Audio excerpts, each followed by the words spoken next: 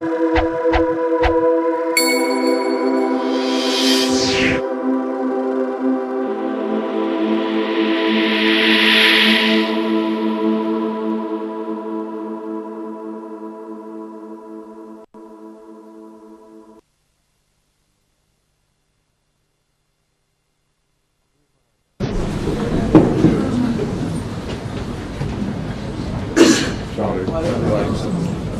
seated, please.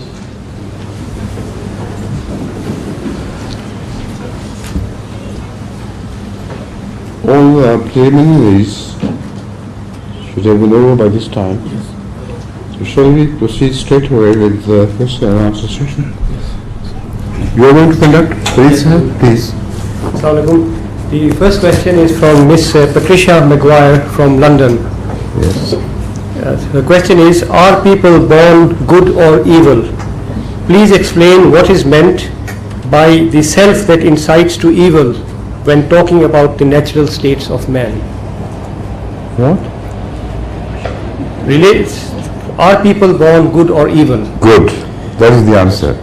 When talking about the natural states of man, please explain what is meant by the self that incites to evil. You see, man is born good because he is born in the character of God. According to the Holy Prophet ﷺ, it is their parents or the environment which make a child good or bad. But he is given a good start in life, because had the start been bad, then he could not be held responsible for anything evil which he does. So this is the philosophy of reward and punishment. If a child, like we believe every child is born good, begins to deviate from the character on which he is born, largely it is the parents who are responsible, or the environments, or other circumstances. But if he succumbs to those pressures, then he'll be answerable. If he does not, then he will be rewarded. And the reward is always much greater than the punishment of evil. This is the principle as mentioned in the Holy Quran. Right? Yes. This question is from Mr. Danny Pusova from Crystal Palace. His question is genetic engineering good for food consumption? Are there any side effects?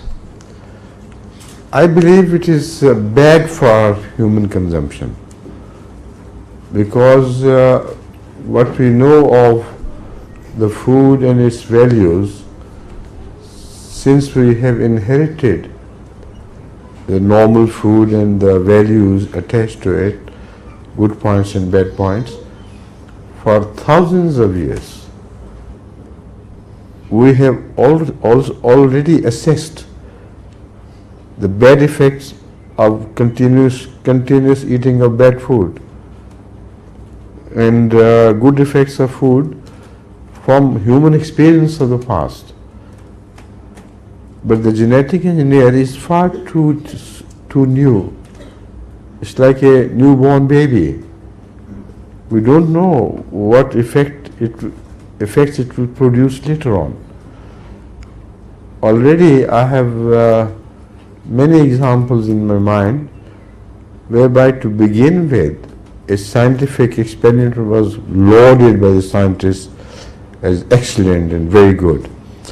But within the next 2 or 3 generations, the same scientists who lauded it decried it and said it is an evil thing, and they started withdrawing such medicines which are artificially created. So the basic to both is artificial creation, synthesis through chemical or physical knowledge, and you know where to strike off one atom and add another. This science creates new material of which we have no experience. That is what I mean. Genetic engineering is no different from this. and I should,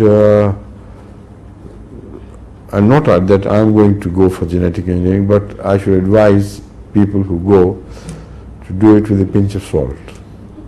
Thank you. This question is from Mr. Ronald Anderson from Worcester Park. With the advent of the nuclear bomb in the Asian subcontinent, the danger to the ancient cultures and traditions of the inhabitants of the subcontinent is apparent. However, must we look further east in the Asian continent for the real threat? Further east? How far east? Far East. Pardon? Far East. Why not look westwards? Instead of looking into the east and going into the far east, the evil generation of nuclear bombs of all sorts are done in the West primarily. Whatever you find in Pakistan or India or other countries of the world, they are just trying to steal their secrets, which they try to guard. And nobody knows whether they really try to guard it or release the secrets to benefit from the outcome of these things. So this is a very complicated issue. But nuclear explosion must remind you of the Western technology of achieving the know-how and the capability to build such atomic or nuclear bombs as can destroy the whole world 100 times over. Now this is not taken note of. The plea is that the third world countries are irresponsible. We are responsible, so we will not let atomic proliferation take place because we know the consequences and we will stand guard over it. This is a fallacious argument. As I discussed the matter in Germany last time, and all the knowledgeable scientists present agreed with me that it's only matter of situation whereby Germany can also decide to go for nuclear armament. And so is the case with Japan. Japan and Germany both are capable of producing nuclear weapons to a size which is going to dazzle the eyes of the West. They know it. They have prepared everything, but they do not let it come to the surface. So atomic threat is not posed by a bomb or two of India and Pakistan. They know it's just meaningless. If ever a threat is caused, it is caused to these countries themselves. And the threat is to their economy, not to the Western economies. In fact, the West will benefit from this explosion to a very large degree. And they will stop supply of things by the direct route. And by an indirect route, they will continue to supply all the things which are forbidden at a much higher cost. So the whole situation is very misleading to a casual observer.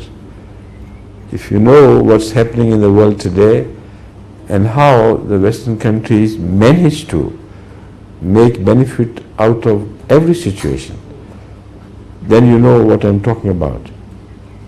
What happened in the Gulf crisis, the same thing.